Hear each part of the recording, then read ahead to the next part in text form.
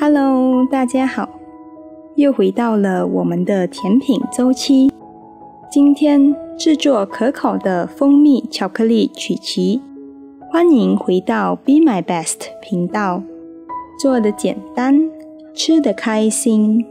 提前把烤箱预热到190摄氏度，在一个大碗里加入145克无盐牛油，使用微波炉融化，中火加热30秒，然后取出来搅拌，再放回微波炉重复30秒，直到所有的牛油完全融化。在另外一个碗里塞入188克或1加半杯白面粉，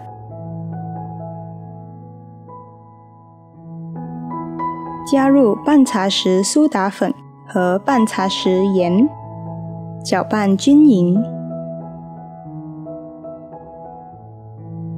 融化了的牛油里加入100克或半杯白糖和55克或1/4杯红糖，搅拌均匀。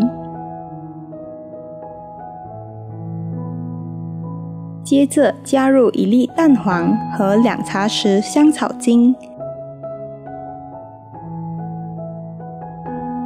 继续搅拌。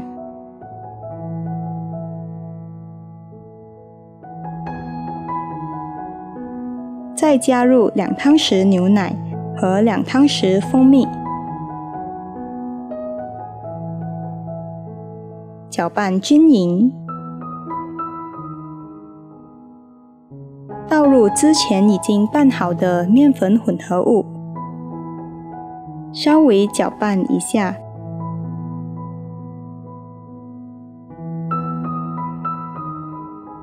在还看得见一些面粉时，加入120克或3/4杯巧克力粒，继续搅拌到看不见面粉就完成了。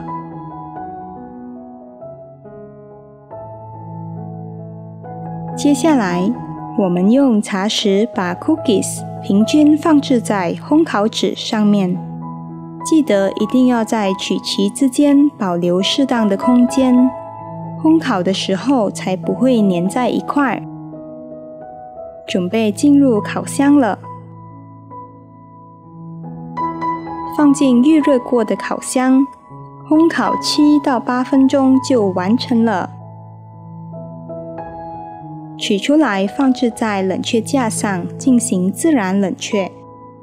这个时候，弥漫满屋子的都是蜂蜜巧克力的味道。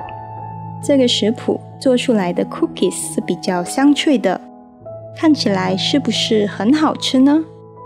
把曲奇放进透明的罐子，绑上优雅的蝴蝶结，来张自制的贴纸，就是一份独特又显真心诚意的礼物。附上食谱，大家可以截图分享哦。喜欢我们的视频的话，欢迎点赞订阅。谢谢大家收看，我们下期再见。